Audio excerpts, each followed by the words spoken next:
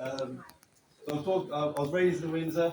The bottom left there is me and Mum on my first day at Windsor Boys. And I'm coming at this from a perspective of a sustainability innovation educator. I've trained students at the University of Cambridge, University of Bristol. I'm currently also doing community work in Maidenhead with Donna, who's just here. We're doing some really cool work for local goals. I've got a master's in anthropology innovation.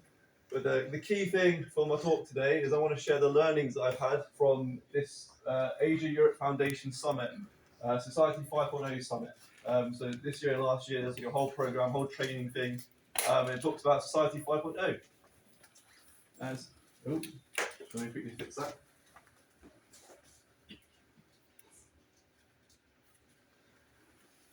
There we go. So Society 5.0 is a term used by the Japanese government to describe the next era of humanity. And they argue that we're entering into it rapidly. We're going to the next stage. Over the years, there's been obviously 5 societies. Number 1 was hunter-gatherer society 200,000 years ago, so early humans. 2 was the agricultural societies around 10 to 8,000 years ago. That's kind of the early civilizations. I think Egypt, Babylon, the first times humans started to farm on a scale. The third one was the industrial society, which started here in the UK in the 1760s. That was the Industrial Revolution. 4.0 was when early computers and the internet came out, so people argue it's between the 70s and 90s. But now, with AI, with Internet of Things, with technological development, they argue that we're entering Society 5.0.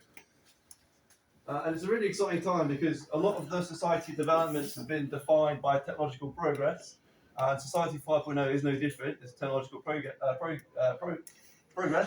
But the core tenet, the key thing about Society 5.0 is human-centered design. So it's not just going all guns blazing into technological development. We also must consider social and environmental harmony.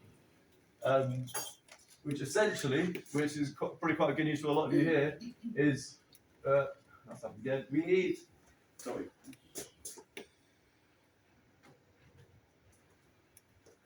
Essentially, it means we need to adopt pre-internet concepts again, and I'll go on to explain why. But essentially, I'm sure you guys are aware, as we've dived into this digital age, we've kind of lost touch with what it means to be human. We've seen mental health crisis, we've seen environmental crisis. I'll go on to explain this, but I really want to talk to you guys today because, a key part of moving forward is we need to re-adopt some of the things we've lost recently. So going back to, for example, my granddad's childhood, we had sociable streets, local food, local shops. We kind of need to go back there with the advanced technology. So it's quite an exciting time, and I want to be, let's have this conversation together. Before we dive into it, I'd like to start thinking in your head. Can you reimagine Windsor go back to when it was sociable streets, when it was local shops? Can you reimagine a time like that with the latest technology, with the internet, with solar panels, with AI? Before I dive into 5.0, I'd like to recap on 4.0, which is basically the last 50 years. So we can talk about kind of why we need these changes, why Society 5.0 is going for a human-centered approach. So the last 50 years, we've seen digital technology come through, internet, satellites, airplanes, and this has all helped us shift to global markets and supply chains. We've also seen global challenges like the ozone and climate change. Obviously, the ozone had a happy ending in the 90s, the Montreal Agreement. Obviously, that was at end of the 20th century. That was a big concern.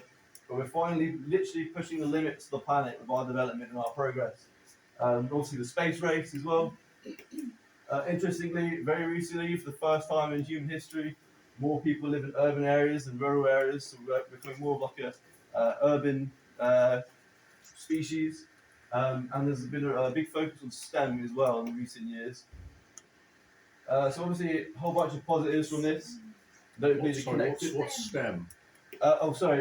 Science, technology, engineering, and maths. So in schools, a lot of people coming up in recent years have been really kind of pushed towards that. There's been less of a focus on art and other things, and that's just kind of an interesting kind of. That's been driven by the digital dominance and the digital growth. People want to become like digital engineers, coding, and it kind of perhaps means we've been lacking in like art and human-centered kind of thinking. You know, so human-centered design needs designers, and they're essentially artists. So yeah. Anyway, positives of 4.0. Obviously, we've got connectivity. Now we can phone our family whenever we want. We can talk around the world. This extends to not just individuals, but also countries globally. That's why we've seen like the EU form post-war and other international economic collaborations, which has helped lead to serious economic growth. I mean, the boomer generation, the richest generation of humans ever. So, serious abundance wealth, abundance of food. Knowledge is much more accessible, much cheaper to access. Healthcare and educational developments and more accessible goods around the world. I mean, yeah, the value, the development is tremendous. However, there's a reason why Society 5.0 has this human-centered design. There's a reason why people are demanding for change. So let's quickly examine where we went wrong in the past 50 years. Notably, screen addiction and digital dependence. You know that 5 to 16-year-olds in the UK, so people between 5 and 16 in the UK spend an average of 6 hours a day on a screen.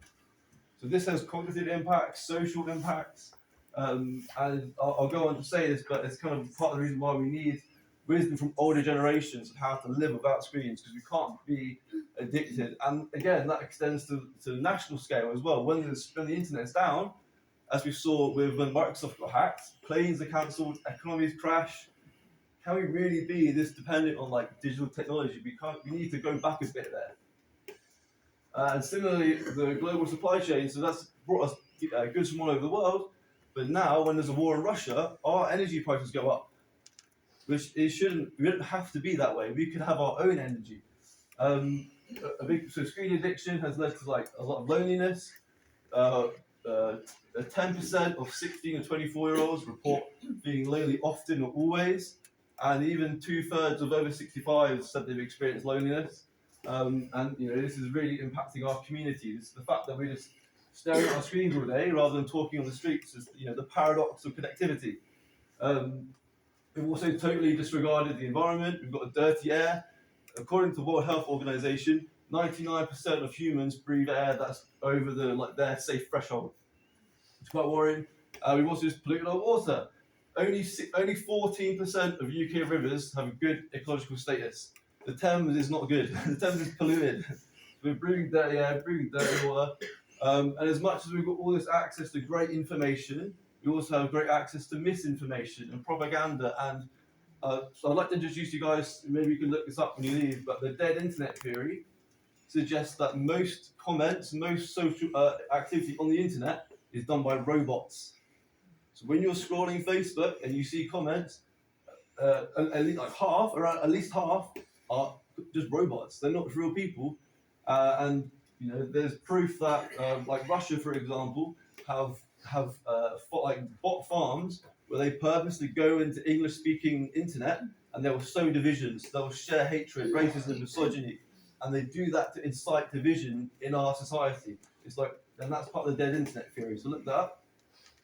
Also, our diets we've got food from all over the world, but the sugar is having a tremendously negative impact on people cognitively, physically. We've had a 73% decline in wildlife in the past 50 years. And obviously, the web of life we're depending on, we can't ignore this. And there's a mental health crisis in youth. And I'll talk about that a bit more because that's not the youth's fault, that's a symptom of societal mistakes.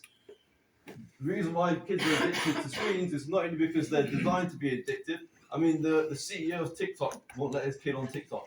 These things are designed to be addictive. It impacts your cognition, how you learn, it impacts how you socialise. But there's no youth club at Windsor, so what are kids meant to do? Bad diets, we've developed fast food instead of fresh food. That's having a tremendous impact on our mental health. The serotonin level in your brain is directly related to your gut. So it's really important to have a healthy diet and eat fresh food. But it's much easier, much more affordable to get a McDonald's than it is to get fresh food. Environmental collapse is obviously having a massive impact on young people. I know that 75% of people in the UK said they were frightened of the future, largely because not just of like looming like conflict, also the environmental collapse. And a big reason why people are stressed about that is because we're not seeing enough action to help us with it. And so I did my dissertation on climate anxiety, and collective action really helps with anxiety if we do stuff together.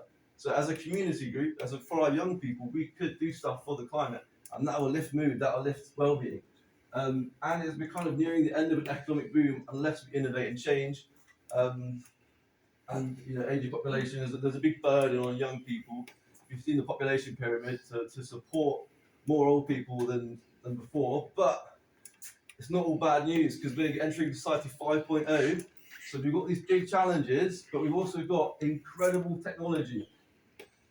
And before I go into that, let's think, how can we maximize the positives that I spoke about? All the initial economic growth, all the technology, the global collaboration, and how can we maximize all the positives, and minimize the negatives? And I think one of the key things to recognize, and that's part of the reason why Society 5.0 is human-centered, is technology is a tool, it's not the answer.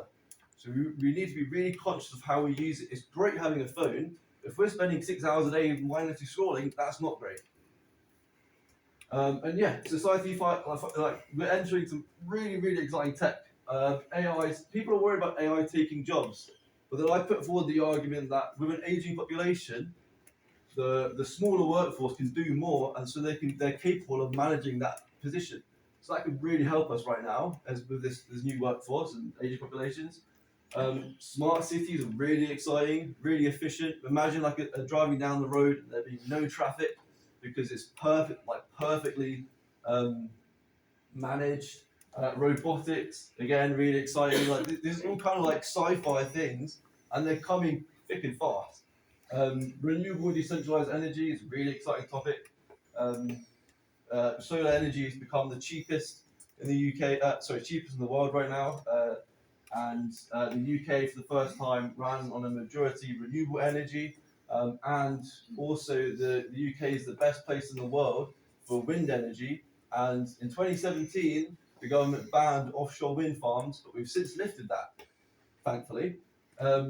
Quantum computing is something everybody should look into. I really implore you to look into that because that's going to have a tremendously big impact. Google just released their first ever quantum chip, and it's literally something like 1 trillion times more efficient. It completely changes the game, quantum computing. It's going to have an immense impact on the ability of machines and machine learning, and the things that we can use as a tool for positive is immense. There's also a shift from GDP as the main metric of success. So this came post World War II. GDP became like this is how we rate a society, this is how we rate a civilization. But people are shifting from that to well-being and other metrics or development index.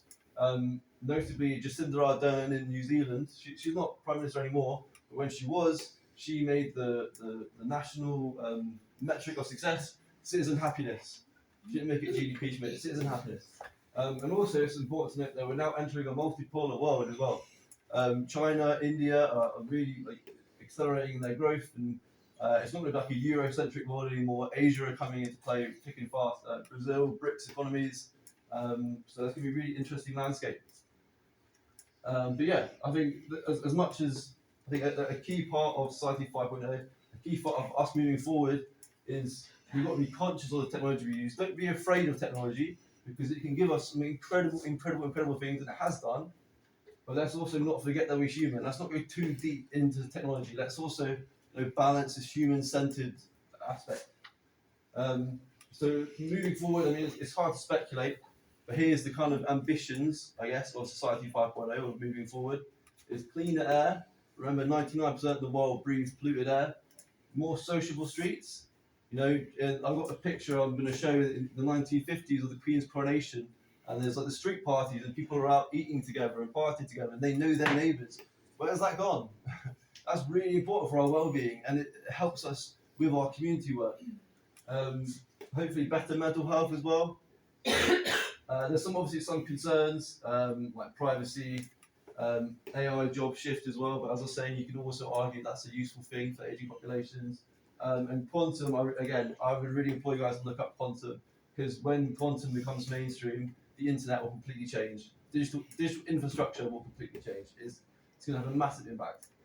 So yeah, moving forward together in Windsor. That's why we're all here. That's what I'd love to talk to you guys about. So I recognise that there's 3 kind of key crises right now. Please let me know if you disagree or you agree. But cost of living is a huge concern for most of the people. And why do we have a cost of living crisis? Because they blame it on a war in Russia. So I put forward the argument: how about we invest in our own local energy that's decentralised and renewable, like solar and wind? We can store it ourselves without the grid, and that means if there's a war anywhere in the world, it doesn't impact us. Our monthly bills don't go up; they stay the same. And it's the same with food as well. If we grow our own food locally, not only is it healthier, not only is it more sustainable, but it's cheaper. Because if there's an issue with the supply chain, if there's an issue in geopolitics, it doesn't affect us. We're more resilient. And also, in terms of kind of local economy and sustainability, let's bring back local shops. Let's not put a Starbucks or McDonald's in every corner. Let's give local jobs and local ownership to local people. And a big part of this kind of local economy is going to bring back repair skills. Like my granddad can fix anything. I remember he came to my house once. I lived in Cambridge, and I went to the toilet and I come back out, and he's there just like fixing my table that I didn't even tell him to do, but he just kind of instinctively started doing it. Like my generation and even my parents' generation have lost that skills because of consumerism. How very dare you? Right. We just go on Amazon and we buy a new one. We don't fix things, and that just means we've got so much pollution and waste. And Donna's doing great work with that in Maidenhead with the Green Skills Library, which is kind of the beginning of this kind of revolution in the high street, where you can see shops like Donna's set up to help people with green skills, repairing skills. There's obviously the sustainability crisis as well. So how can we get cleaner air? Well, we can also fix that with cleaner energy, renewable energy. How can we have cleaner streets? Or if we stop chucking stuff away, we'll have cleaner streets. And more wildlife. 73% decline. I think we should all be really conscious of wildlife and where we can, plant flowers in your garden. Just be conscious of that we share this planet. It's not just ours. And yeah, the well-being crisis as well. Especially in young people, but it's also in older generations as well. Sociable streets really help people's well-being. Learned during COVID. The relationship you have, for example, with your postman has a massive impact on your mental health. Bigger impact than you realise. Just be able to say hi to someone. And also, there's something to be said as well. When we bring back local shops, we can then rebuild a local culture rather than just being a McDonald's culture.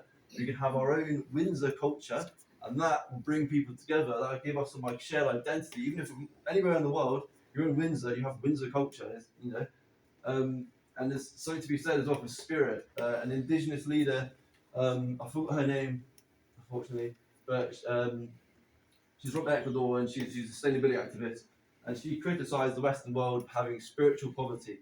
And that kind of makes sense when you think about there's a loss of religion, a loss of people ignore spirit. It's like something that's not valid because you can't measure it because it's not STEM, but it's perhaps it's really important. So yeah, moving forward, an ask for the room, I guess. So us digital natives, we're finally stepping into the workforce. I was born in '99.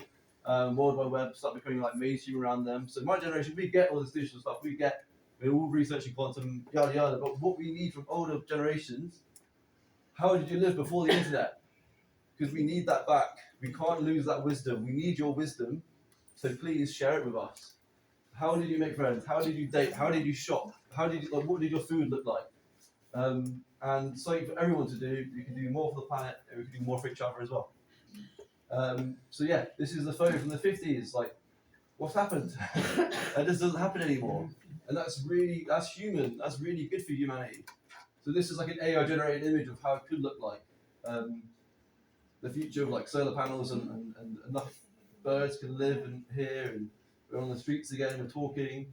So I asked you to I flipped through it quite quickly by accident. But I asked you to reimagine your street and reimagine the high street. So imagine if your street looked like that, and then imagine a high street where you could go into spaces, there's people working together, on odd bits and bobs that you just have your business idea. And you go into this place and like, hey guys, I need some help with my idea. Can I just talk to you about it?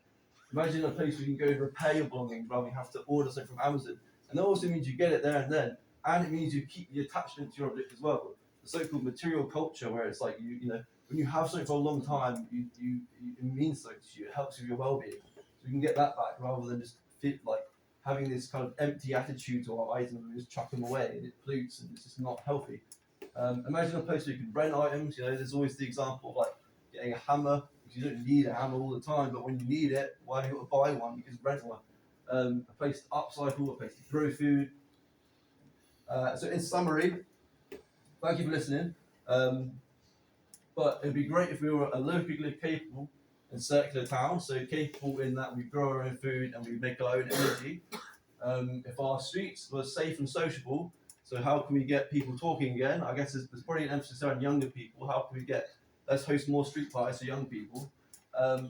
We should be conscious of our digital screen time and our digital detox. So this technology is amazing and wonderful, but it can be harmful if we have too much of it. And let's really be like an effort for clean air and space and wildlife, because that is of utmost importance that we protect our wildlife. And breathing clean air is good for our health. It's good for our mental health as well. And there's something to be said as well for a cleaner diet and how, in terms of like health, especially in the long run, as you get older, even as a youngster, eating better food rather than all this bad processed food will have a tremendous impact on our bodies and our health and our, in the long run. So that will save money in the NHS. That will help us be happier. It's a no-brainer, really. And I want to again reaffirm: there's no youth club. Why is there no youth club? Yeah. There's busy buttons. There's busy buttons.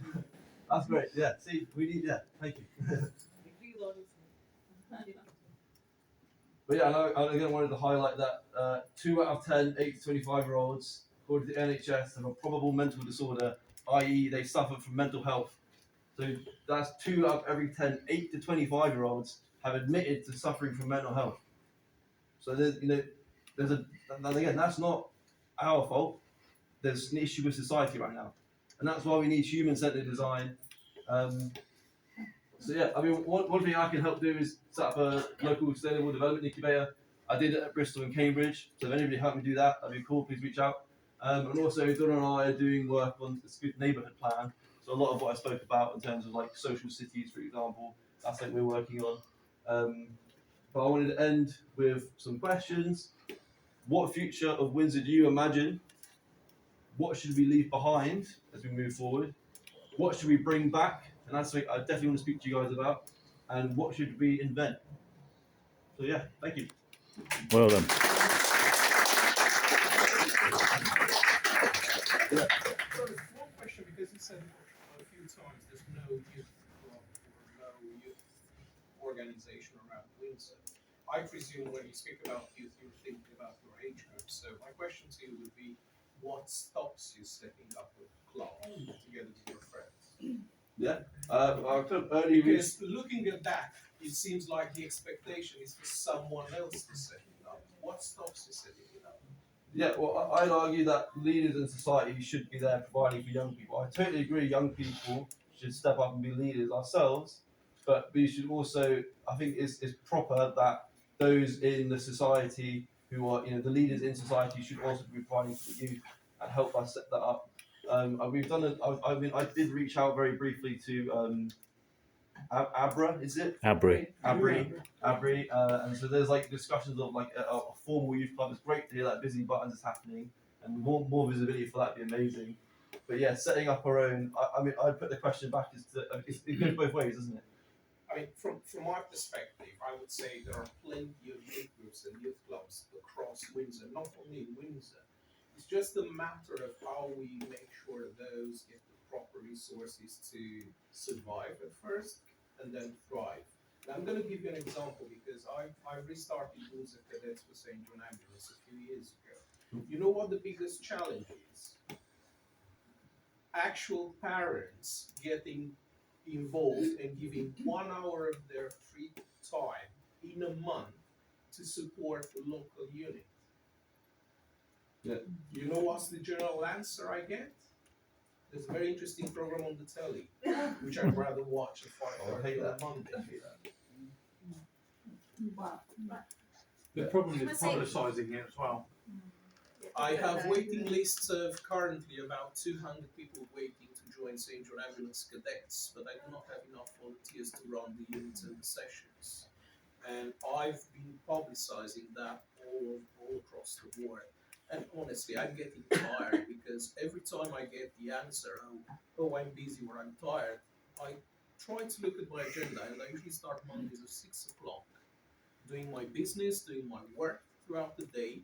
5:30 to 7 cadets, 8 to 10 p.m. adults, and I get back home at 11 o'clock. So if anybody tells me they're more busy than me on a Monday, that's, trust me, not fun. And John knows my I know. working schedule, and I He's have mad. months with He's bonkers, 12 to this one. 20 flights all across the world. So if you want your young people to get involved with the cadet movement, learning not only first aid but also other skills, all I'm asking is try to chip in with 1 hour of your time once a month. Because if I get 10 parents doing that, that will mean additional 30 places for cadets. Yeah. Good point. Good point. That's just basic mathematics. Yeah. Charlie, there's a youth club that's been set up in All Saints Church in Denver, which is very new. Cool. Yeah. Okay, and they're doing it in 2 age groups, so that's that. I just go back to the general concept, because I've thought about this a lot. If we all started to do this, repair, not buy more clothes, don't buy hammers because you can go that, the impact on the economy is going to be tremendous, because clothes manufacturers and clothes shops will shut, hardware stores will shut. So it's going to have this impact on the economy generally. We can do our own little bit, but I mean, I don't buy clothes like I used to, and I think, well, if I'm reducing my spending power on that, clothes shops aren't going to survive. So it goes round. Money is dictating all of this. Countries and governments say we've got to do things as cheap as we can, so they forget about the security of food and get the cheapest source. You won't get shops, little local shops in Windsor, because the business rates are so high. The rent, because the land is owned by these big conglomerates who are there to make money. That's their purpose. So until something changes like that, which in my heart I don't see how that's going to happen, because everybody wants cheap food. You know, there are a few people who say, well, I'll pay more for my food, or I have the time to go to allotment and do it myself. But you're absolutely right. The food that is least healthy for us is the cheapest. In the most deprived areas in the country, there's where you get all the fast food outlets, which is the terrible food, because it's cheap. So we're not in a position as a country or locally at the moment to make that big jump, because it will be more expensive and people will start to lose their jobs because it's changed. I think it's right, but I think that jump to that sort of society is just going to change things so much. And people, and also, what are people on their successes measured? Their success is measured, generally speaking, on the stuff they have, on the lifestyle they have, as opposed to what they put back in society. So that has to be this paradigm shift in what people measure as success. Right, Donna, I can see. Yeah. Great. Thank you. So I've been working with Charlie, which has just been an absolute joy. And effectively, we've got this big global and national and everywhere wicked problem in terms of biodiversity, carbon, or climate, and health and well-being struggle.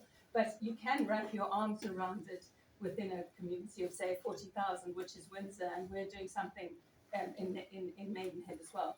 And what you effectively need is a large outdoor space with some undercover, a large indoor space with and IT, so that you can get the charities, the communities together, and you start with those who want to growing food, those who want to repairing, those who need each other and have things to give away, being more efficient about how they do it, those who want to volunteer, where we've got a free space, let's do the stuff we need to for the kids.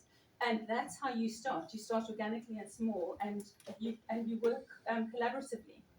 And in time, those organizations that succeed will be able to rent the spaces. You know, we've got multi-millionaires owning places, and very soon, I imagine, they will recognise it is within their ESG to let a couple of those spaces go, because it benefits the people who work with them to not charge exorbitant rates, but to give them out to a charity like the Good Neighbourhood or whatever we call ourselves. So I think it is within our vision as charities to create something like this. And Charlie's just really one in a million. And thank you so much for doing this. No, thank you. I also want to say as well about the repair economy. Actually, some models suggest it would create more jobs, because currently the process is create, sell, waste. And the reason that's a process is because it makes the person at the start a lot more money because they have to come back and buy. However, if you add a circular economy and add steps like reuse, repair, recycle, those are 3 strands of extra jobs right there. So the people who lose their jobs because there's less creation can go into the repairing. And also in terms of the like detaching from this corporate greed, this kind of grip on everything right now, there's really promising work in local economy, like local currencies. They've tried it in Bristol, they've tried it in Totnes. Totnes, the Totnes Palms, yeah. Yeah, Totnes, Bristol, and essentially, if we can create like a local currency, we can detach from the massive global grip on money, and the key thing, for example, about the Bristol pound was that it was geographically bound, the money, which means that the money doesn't escape to the like America or the British Virgin Islands or wherever the like rich greedy corporates are. The money is stuck in the town, so that's a good way to help kind of free the town, and that's kind of a part of the one thing I didn't really get into in the local capabilities, local dependence, is the local currency, the local economy.